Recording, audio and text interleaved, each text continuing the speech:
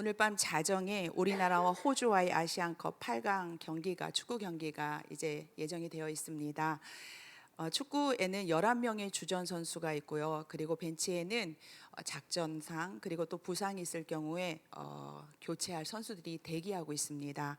저는 축구 경기를 보면서 후반 끝날 때쯤 한 10분, 15분 전에 이렇게 선수 교체가 이루어지면 저 선수는 고작 저것밖에 못 뛰겠구나라는 그런 아쉬운 마음을 가질 때가 있습니다.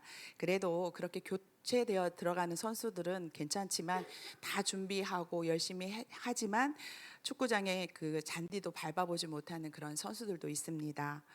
교체 선수라고 해서 훈련량이 적은 것은 아닙니다. 주전 선수하고 똑같이 같이 훈련하고 작전을 소화합니다. 그렇게 준비되어 있는 선수들이 여야만이 어느 때든지 어떤 상황에서도 투입할 수 있는 그런 역량과 또한 실력을 갖추고 있어야 됩니다. 벤치에 앉아 있는 그들도 11명의 주전 선수와 똑같은 국가대표 선수들입니다. 저는 지금까지 9번에 걸쳐서 예수님의 제자 12명에 대한 말씀을 함께 나누었습니다. 12명은 빈부격차가 있었고요. 그리고 배움의 차이도 다르고 그리고 직업이나 사상도 많이 달랐습니다. 또 성품 면에서는 덕망이 있기보다는 다듬어지지 않은 거친 면이 많은 사람들이었습니다. 그 중에 가룟 유다는 자신의 신념이 이루어지지 않자 자신의 스승을 돈을 받고 팔아 넘기는, 요즘 말로 하면 정말 파렴치한 인신매매범이라고 할 수 있습니다. 가룟 유다는 이 자신의 잘못을 깨달았지만 결국 스스로 목숨을 끊는 것으로 어리석은 죄의 길로 그렇게 걸어갔습니다. 그래서 오늘은 이 가룟 유다 대신 제자로 뽑힌 마띠아에 대해서 잠깐 말씀을 나누고요. 부족했던 예수님의 제자들이 사도로서의 사명을 어떻게 잘 감당할 수 있었는지, 그것은 바로 어떤 힘이었을까, 이 말씀을 함께 나누면서 12제자 설교를 마무리할까 합니다. 우리가 오늘 읽은 본문은 사도행전 2장 1절에서 4절 말씀인데요. 그 앞에 있는 1장 15절에서 26절에는 13번째 제자인 마띠아를 선출하는 그 내용이 기록되어 있습니다. 예수님이 500여 제자들이 보는 가운데 하늘로 승천하신 후에 제자들은 예수님이 명령하신 그 약속하신 성령을 기다리기 위해서 매일 모여서 기도했습니다. 기도하던 중 베드로가 일어나서 모인 무리들에게 가룟 유다의 배반과 그리고 죽음에 대해서 이야기한 후에 유다를 대신할 제자를 선출해야 할 필요성에 대해서 이야기하고 있습니다. 성도 여러분, 그냥 가룟 유다가 빠진 11명으로 그냥 놔두면 안 되는 걸까요? 꼭 한 명을 채워서 12명을 만들어야 했다면 그 이유는 무엇일까요? 베드로는 그 이유를 성경의 근거에서 말하고 있습니다. 우리 다 함께 사도행전 1장 20절 말씀을 한 목소리로 읽도록 하겠습니다. 시편에 기록하였으되 그의 거처를 황폐하게 하시며 거기 거하는 자가 없게 하소서 하였고, 또 일렀으되 그의 직분을 타인이 취하게 하소서 하였도다. 1장 20절 말씀은 시편 두 군데의 말씀을 인용하고 있습니다. 그의 거처로 황폐하게 하시며 거기 거하는 자가 없게 하소서는 시편 69편 25절 말씀이고요. 그의 직분을 타인이 취하게 하소서는 시편 109편 8절 말씀입니다. 이 시편 69편은 다윗이 자신이 이유 없이 고난받는 자신의 억울함을 토로하는 그런 시입니다. 그러면서 하나님이 원수들의 거처를 황폐하게 하시고 결국 그들을 멸해달라, 이렇게 간구하는 기도입니다.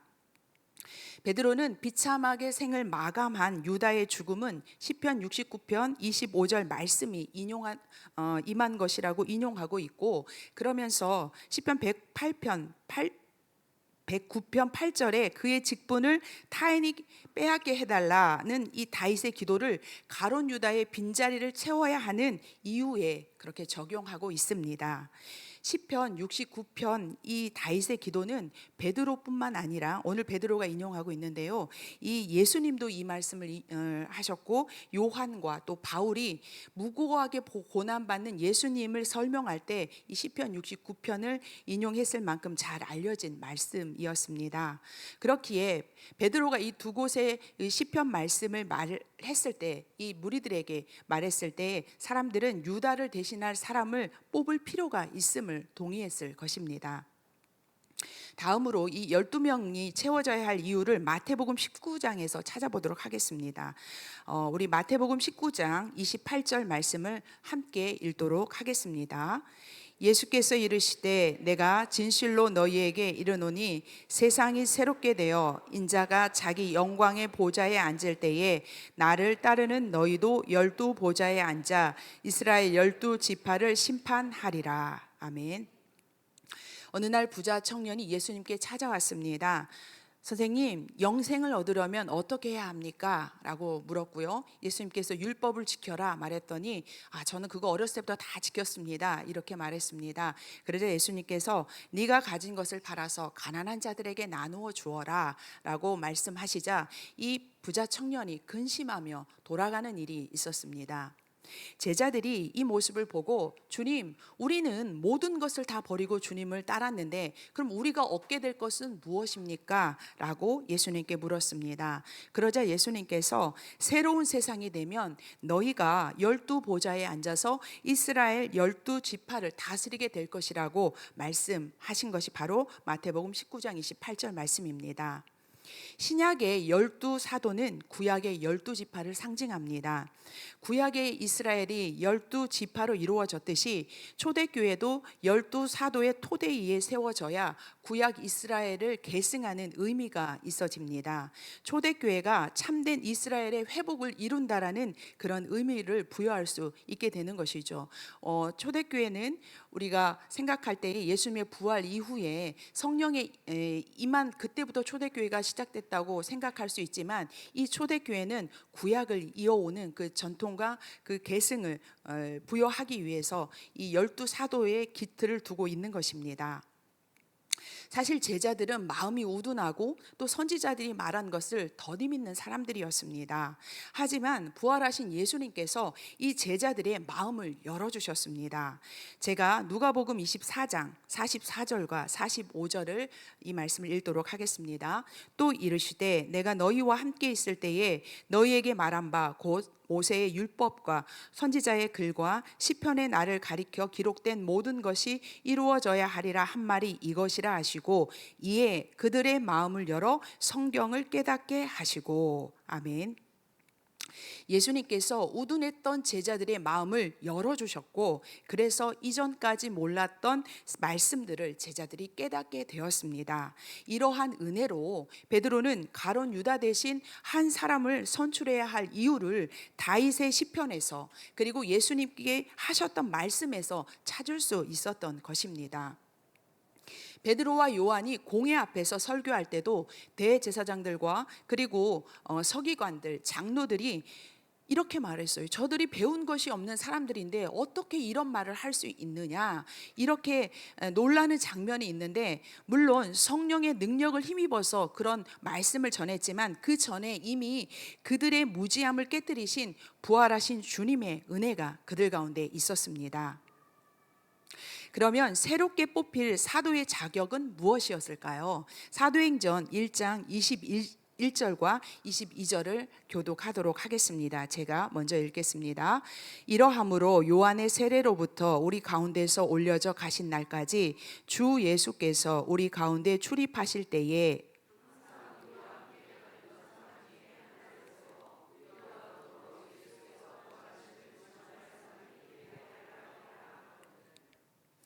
무리 중에서 사도가 될 수 있는 조건은 예수님의 공생애를 함께한 제자이어야 합니다. 22절 항상 우리와 함께 다니던 사람 중에 하나를 세우라는 이 말은 지난 시간에 봤던 야고보와 요한이 우리 편이고 다른 편을 배척하는 그런 특권 의식과 배타주의에서 나온 말은 아닙니다.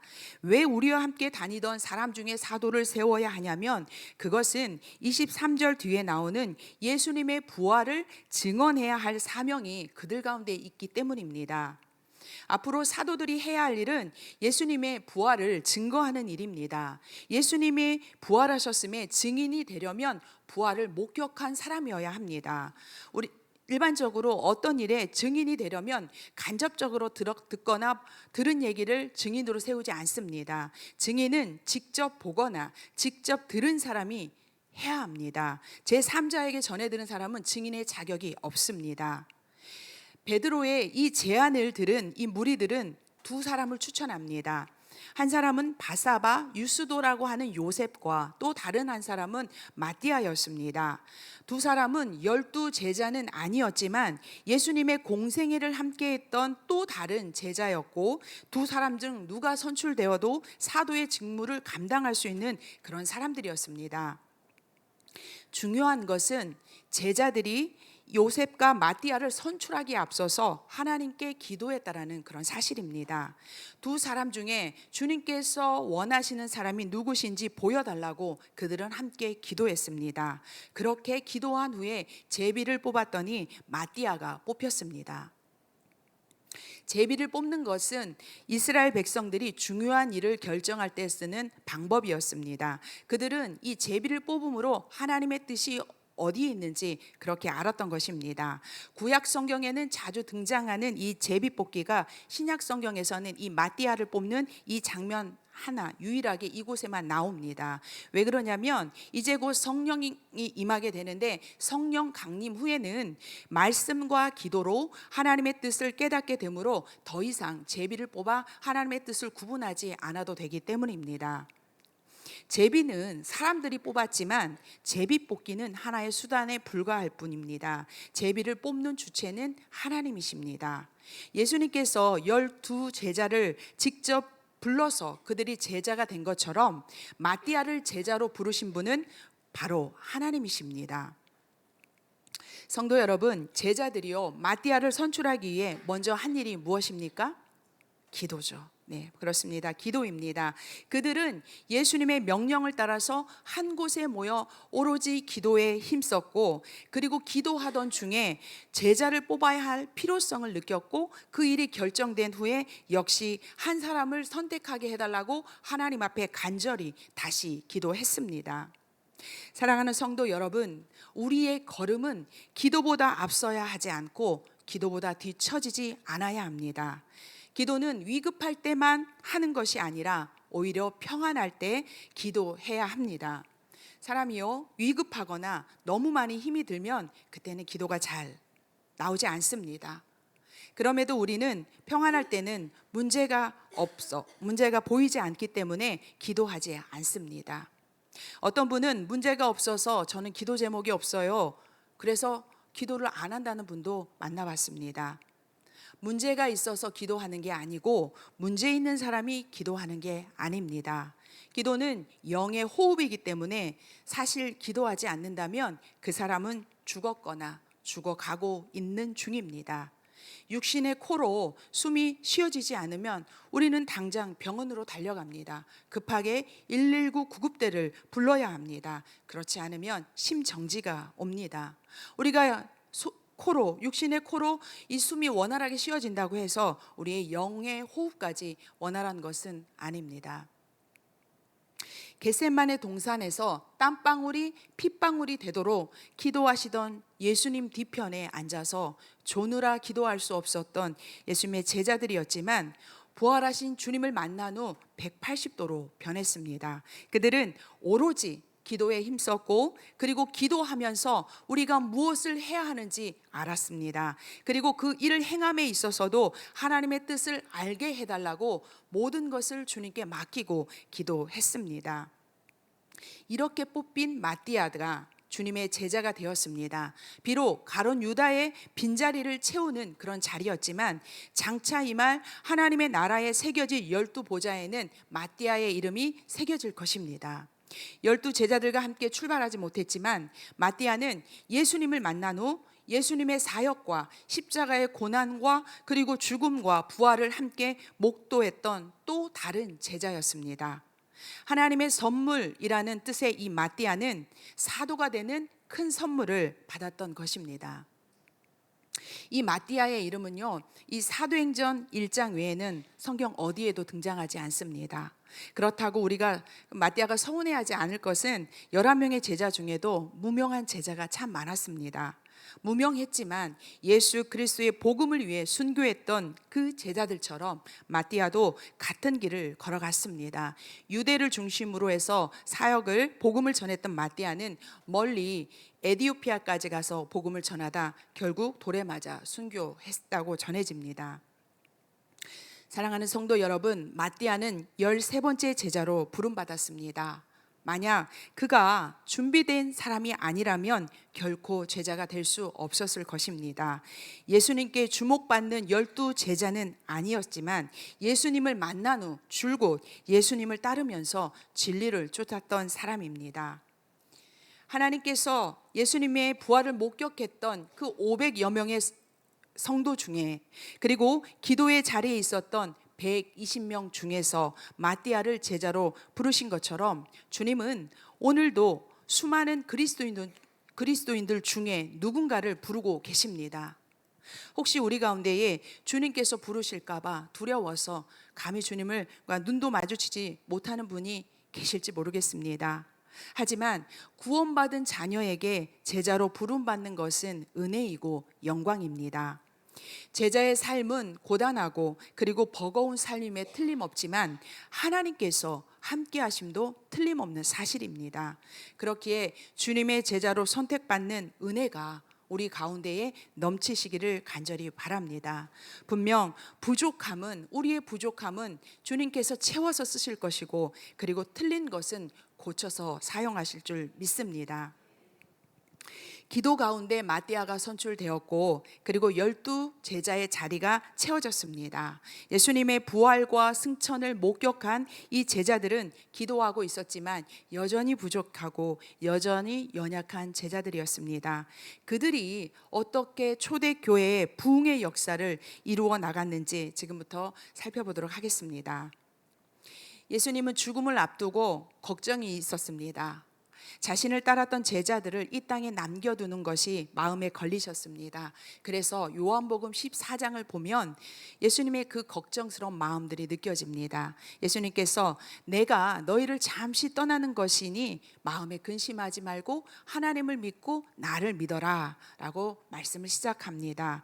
그리고 너희를 고아와 같이 버려두지 않고 내가 다시 오겠다라고 말씀하시면서 그 사이를 그 걱정과 사랑의 마음으로 보혜사 성령을 보내주시겠다고 약속하셨습니다.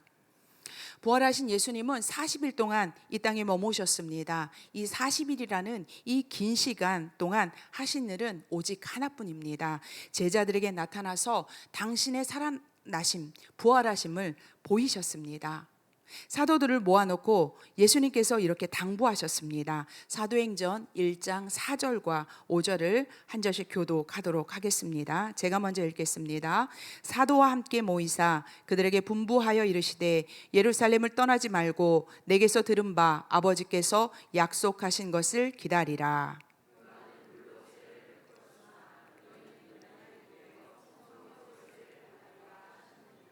아멘.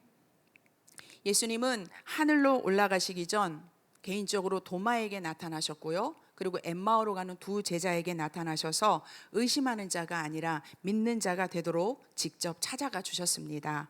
그리고 모든 것을 다 포기한 제자들이 갈릴리 호숫가에 가서 밤새도록 고기를 잡을 때 예수님은 그곳에 직접 찾아가서 손수 숯불 위에다 떡과 고기를 생선을 구워 놓고 아침에 그들이 오자 얘들아 이리 와서 아침 먹어라 라고 제자들을 부르셨습니다.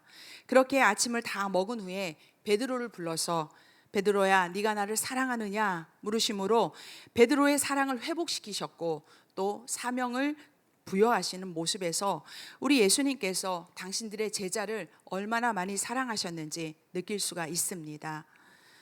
예수님은 제자들을 참 많이 사랑하셨습니다. 제자들을 다독이고 회복시키느라 40일을 이 땅에 계셨습니다. 헤어져야 할 시간이 다가오자 예수님은 예루살렘을 떠나지 말고 하나님께서 약속하신 것을 기다리라고 당부하셨습니다.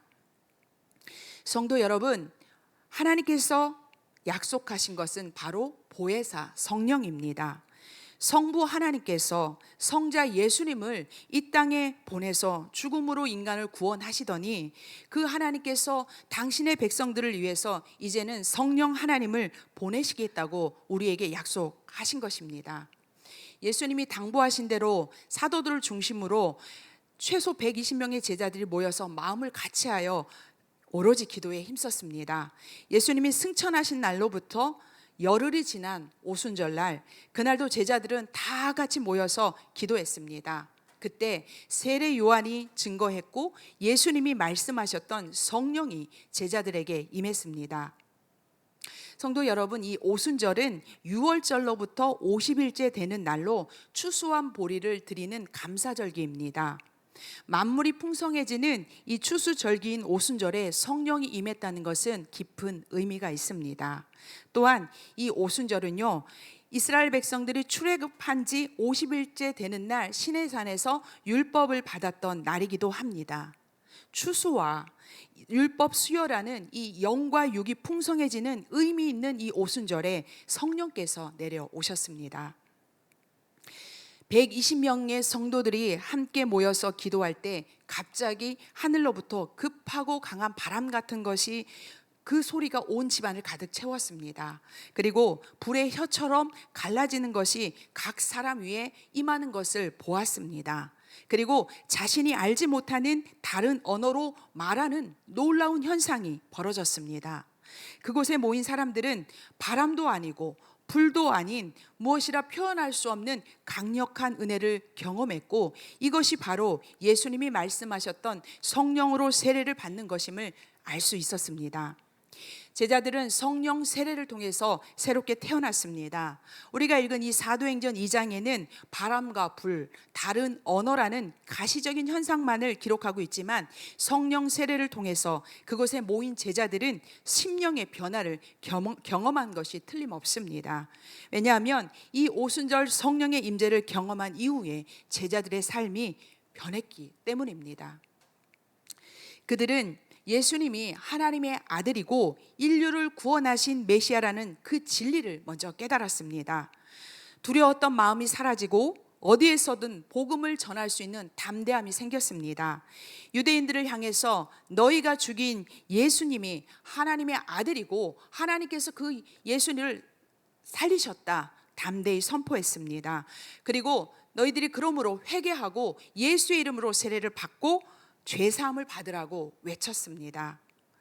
또한 이 제자들이 가는 곳마다 예수의 이름으로 표적과 기사가 일어났고, 그리고 자신들의 모든 재산과 소유를 팔아서 가난한 사람들을 돌보며 함께 생활했습니다. 그러자 온 백성들이 이 제자들을 칭송했고, 그리고 복음은 널리 전파되었습니다.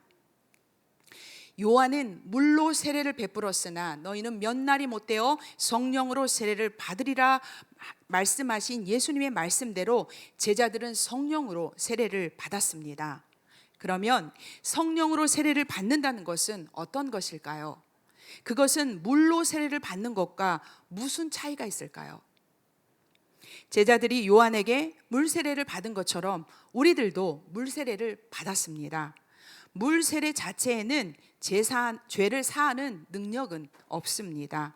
그것은 예수님을 구주로 영접한, 믿음으로 고백한 사람들의 고백이고, 그리고 예식입니다. 이 물 세례는 그러한 것입니다. 오직 성령만이 사람들의 마음을 회개시키고 그리고 죄 사함을 얻게 할 수 있습니다. 따라서 예수님을 구주로 고백한 우리 성도들은 성령 세례를 받아야 합니다. 성령 세례는 그런데 성령 충만과는 다릅니다. 성령 세례는 신자가 그 물에 잠기듯이 성령에 깊이 잠기는 것으로 성령께서 그 이후부터는 나를 온전히 지배하는, 그래서 하나님이 성령께서 나를 다스리는 그런 상태입니다. 그래서요, 이 성령 세례는 이례적으로 일어나지만요, 성령 충만은 반복적으로 일어나서 우리가 온전한 신앙생활을 할 수 있도록 우리를 이끌어 주는 것입니다. 성도 여러분, 성령은요, 경험할 수 있는 영입니다. 오늘 본문에서 우리가 보듯이 바람 같은 소리를 들었고 불의 혀 같은 것을 보았다고 말씀하고 있어요. 그리고 다른 언어로 말하는 것을 보고 들었듯이 우리가 성령 세례를 받거나 성령 충만을 입으면 우리가 알 수 있습니다. 성령은 신비에 쌓여서 막연하고 환상적인 것이 성령이 아닙니다. 성령은 실제적이에요. 우리의 삶 가운데 우리가 보고 듣고 느낄 수 있게 임재하는 것이고 직관적이어서 이것은 말씀으로 해석하고 증명되어지는 것이 바로 성령입니다. 그래서 신비적인 것을 추구하는 거, 그거는 신비주의일 뿐입니다. 이러한 성령을 하나님은 우리에게 주시겠다고 약속하셨고 성령의 역사는 오늘도 우리 가운데 역사하고 있습니다. 그러므로 우리들은 하나님께서 약속하신 이 성령을 간절히 사모함으로 우리 모두 다 성령 세례를 받으시기를 바랍니다. 12 제자는 구원자 예수 그리스도의 제자로 쓰임 받기에는 하나같이 부족한 사람들이었습니다. 다혈질의 베드로와 야고보와 요한이었고요. 그리고 지성이 믿음보다 앞섰던 빌립과 도마가 있었습니다. 마태는 세리였고요. 나라를 더 많이 사랑했던 시몬과 가룟 유다가 있었고요. 드러나지 않았던 안드레와 알페오의 아들 야고보와 다데오, 그리고 마디아까지 세상의 기준으로는 선택되지 않았을 그 사람들을 예수님은 기꺼이 찾아가 주셨고 그들을 부르셔서 제자로 삼으셨습니다. 3년 가까이 예수님을 따라다니면서 그분의 가르침을 삶으로 그들이 옆에서 보고 같이 배웠음에도 예수님이 돌아가실 때까지 변화의 가능성이 거의 없었던, 거의 보이지 않았던 제자들이었습니다. 그런데 그들이 변화되었습니다. 그들을 변화시킨 것은 성령의 세례였습니다. 성령 세례를 통해서 울퉁불퉁했던 그러한 성품들이 다듬어지고 인격이 변화되었고 하나님을 아는 지식이 새로워졌으며 예수 그리스도에 대한 믿음이 단단해졌습니다. 사도행전 2장 14절을 보면 베드로와 요한 사도, 11사도가 함께 서서요, 많은 사람들에게 이렇게 외칩니다. 유대인들과 예루살렘에 사는 모든 사람들아, 내 말에 귀를 기울이라고 소리를 높였습니다. 얼마 전까지만 해도 그들은 예수의 제자라는 사실을 들킬까봐 숨어 지냈던 사람들입니다. 그러나 성령이 임하자 담대하게 예수의 그리스도 되심을 선포하게 되었습니다. 성령이 임하자 알지 못했던 이 율법의 말씀들이 깨달아지고 예수님이 하셨던 말씀들이 해석이 되어졌습니다. 성령의 능력이 임하자 사도들이 선포하는 말씀에 3,000명씩 회개하며 주께 돌아오는 구원의 역사가 일어났습니다. 날마다 믿는 숫자가 늘어나자 유대교 지도자들은 사도들을 감옥에 가두었고 그리고 스데반을 돌로 죽였습니다. 심지어 헤롯 왕까지 합세해서 야고보 선지자를 죽였지만 하나님의 역사는 계속 일어났고 초대교회는 부흥했습니다.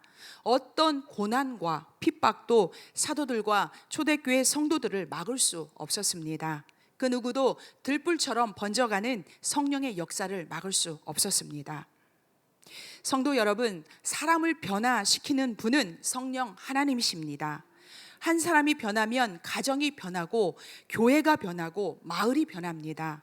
성결교회 신학의 기초가 되고 감리교를 창시한 존 웨슬리는 18세기 산업혁명의 영향으로 어두워진 영국 사회의 희망이 된 사람입니다.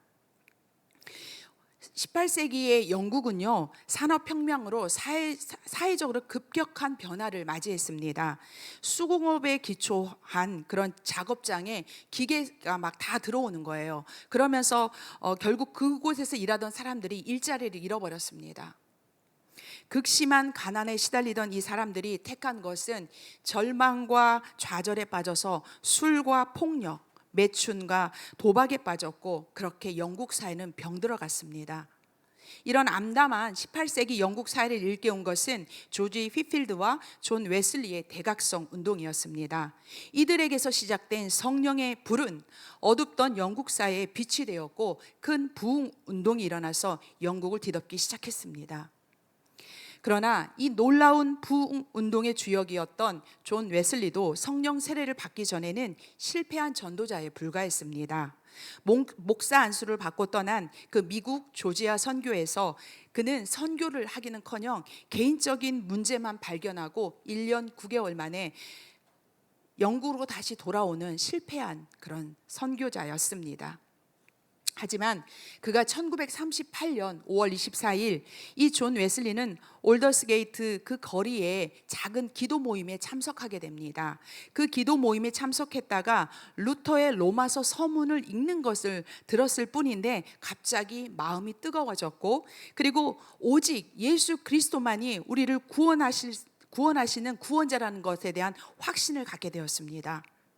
나 같은 죄인도 이 죄와 사망의 법에서 구원해 주셨음을 그 자리에서 깊이 깨닫게 되었습니다. 여러분, 들으시면서 의아하지 않으세요? 목사였는데 그 자리에서 이런 은혜들을 깨닫게 된 거예요. 이러한 웨슬리의 회심은 성령의 역사요, 전적인 하나님의 은혜였습니다. 성도 여러분, 웨슬리가 이 성령의 은혜로 회심하자 구원을 확신하게 되었고, 그리고 변화되었습니다. 성령으로 변화된 한 사람, 이 존 웨슬리가 있었기에 18세기 어두웠던 영국 사회는 희망의 빛을 보았습니다. 성령이 아니고서는 사람이 변화되지 않습니다. 성령은 우리를 지으신 창조주 하나님, 그리고 우리를 구원하신 성자 예수님과 더불어 삼위일체이십니다. 우리를 만드신 분과 우리를 구원하신 분과 하나이신 이 성령께서 연약한 우리의 믿음을 단련하시고, 그리고 죄에서 떠나서 성결한 삶을 살게 하실 것입니다. 그리고 주를 위해 살아갈 수 있도록 우리를 도우신다는 사실을 믿으시기 바랍니다. 하나님은 사람을 통해 일하십니다. 어느 시대이건 하나님은 끊임없이 사람을 찾으셨고 그들을 통해 하나님의 구속사를 이어오셨습니다. 그 부르심은 오늘도 계속되고 있습니다. 하나님의 부르심 앞에 자신 있게 대답할 수 있는 사람은 아무도 없습니다. 우리는 죄에 대해서 여전히 연약하고, 그리고 믿음에 대해서 여전히 부족하기 때문입니다. 우리가 연약하고 부족한 이 내 모습만 바라보고 하나님의 부르심에 응답하지 않으면 그것은 하나님의 능력을 제한하는 것입니다. 성령께서 우리를 고치시고, 성령께서 우리를 변화시키고, 성령께서 우리를 채우셔서 주의 일꾼으로 쓰실 것이기 때문입니다. 사랑하는 성도 여러분, 하나님의 나라는 하나님의 주권 앞에 순종하는 사람을 통해서 이루어집니다. 나는 부족하고 나는 연약하고 여전히 두렵지만 하나님께서 부르신다면 우리는 주저없이 부르심에 순종해야 합니다. 예수님의 12제자처럼 말입니다. 오직 우리가 할 일은 성령을 의지하는 일뿐입니다. 성령께 잠긴 바 되어서 성령이 나를 이끌어 가시도록 그분의 임재를 갈망하고 그분께 나를 맡기는 일입니다. 오직 성령으로만 성도로서 살 수 있고, 오직 성령으로만 제자로서의 삶을 감당할 수 있음을 믿으시고, 성령으로 세례받고 성령 충만으로 승리하는 삶 사시기를 예수님의 이름으로 축복합니다.